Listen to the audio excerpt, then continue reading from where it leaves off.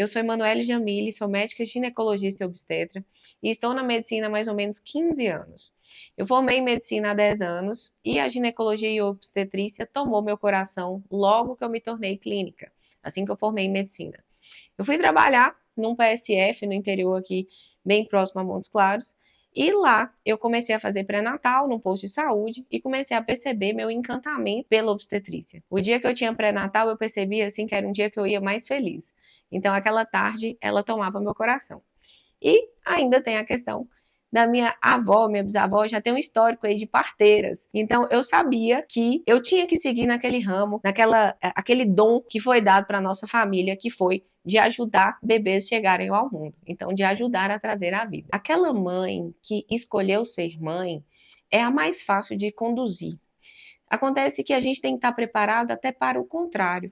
A gente sabe que 40% das mulheres não planejam engravidar.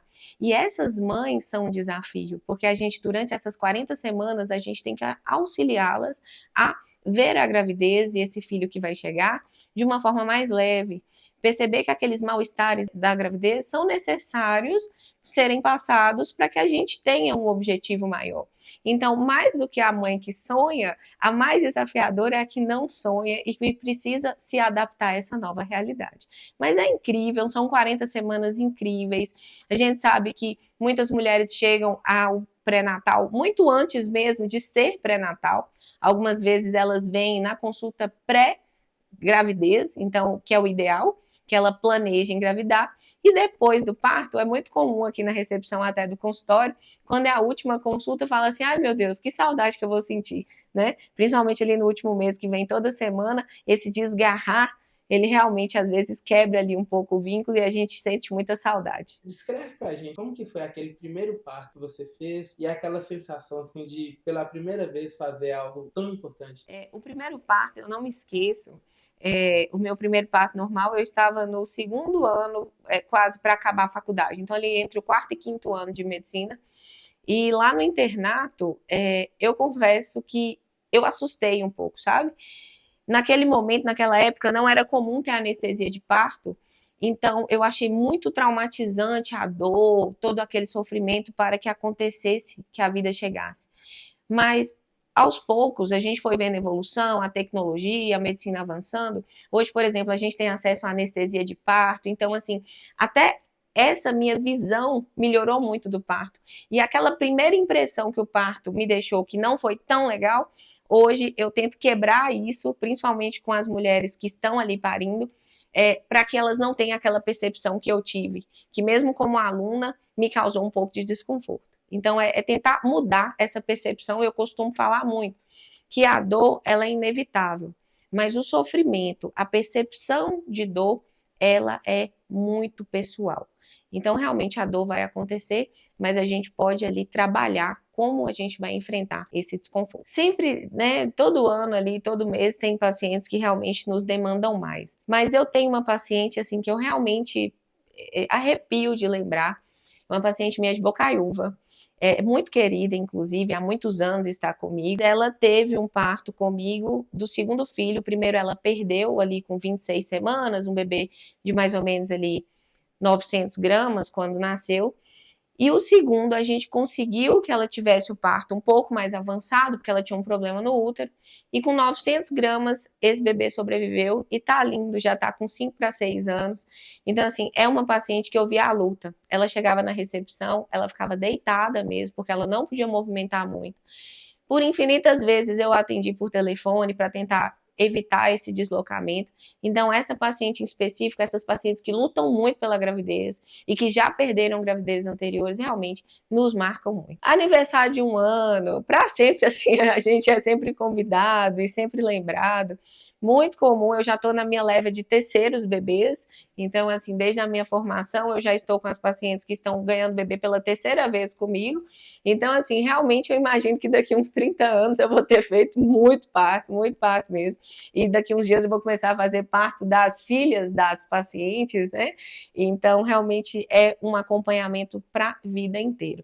Realmente existe esse vínculo de amizade e realmente é muito, muito gratificante viver isso, porque vira família.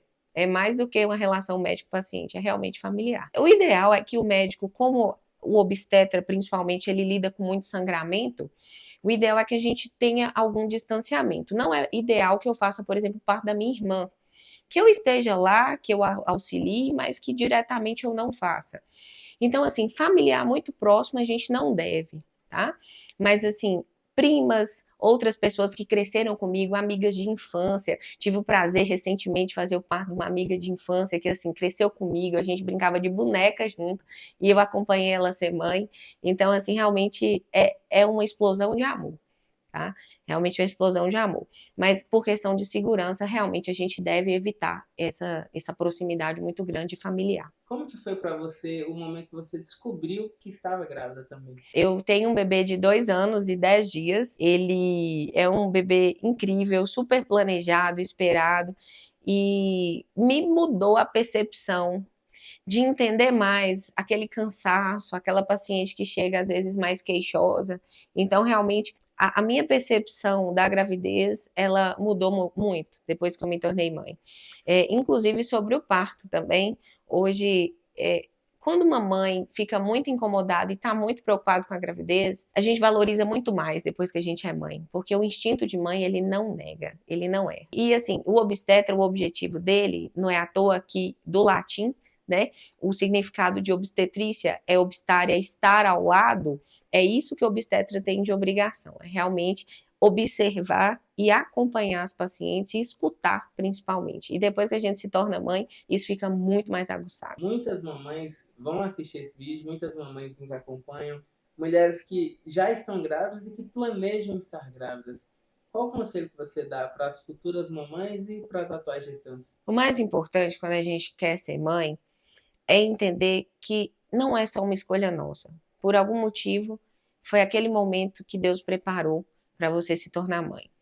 E 90% das coisas, das situações, realmente podem ser melhoradas, modificadas de acordo com o pré-natal, de acordo com os exames. Mas a gente precisa entender que quando a gente engravida, o nosso coração tem que estar aberto.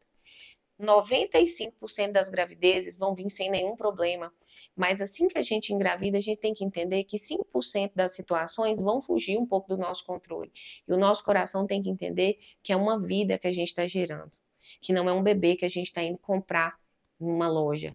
Então, isso é muito importante para quem quer engravidar, para quem já está gestante, entender que tem coisas que realmente você pode modificar, ter uma atenção a mais, fazer um bom pré-natal, fazer os exames direitinho e outras coisas que a gente tem que entregar realmente para o poder divino. Para aquela pessoa que está tentando vestibular, o que eu tenho a dizer é: não desista. Só passa quem não desiste. E realmente a profissão de medicina é difícil realmente passar, mas já é um gargalo para poder filtrar quem realmente vai aguentar permanecer na profissão ou não. Então, realmente, quem está tentando passar no vestibular, eu falo que só passa quem não desiste. Para a pessoa que já faz medicina, quando os estudantes passam com a gente nos estágios, eles já percebem que obstetrícia demanda corpo, emoção, físico. Então, é importante que quem quer ser obstetra esteja ciente que perderemos noites de sono, às vezes teremos que atender telefone em horário que não é o habitual. Então, é uma vocação. É claro que o financeiro conta, ele vai vir, mas ele virá para aquelas pessoas que realmente se entregam. Então, ser obstetra é isso, é estar ao lado, tem que dedicar. Então, se você percebe que tem esse coração aberto, que não se incomoda em atender o outro, que não se incomoda com o horário, você está apto a fazer obstetrícia. Se não é, tá tudo bem. A gente tem outras especialidades médicas também muito interessantes que a pessoa pode se encontrar de uma maneira mais adequada, porque para ser obstetra tem que ter muita paixão.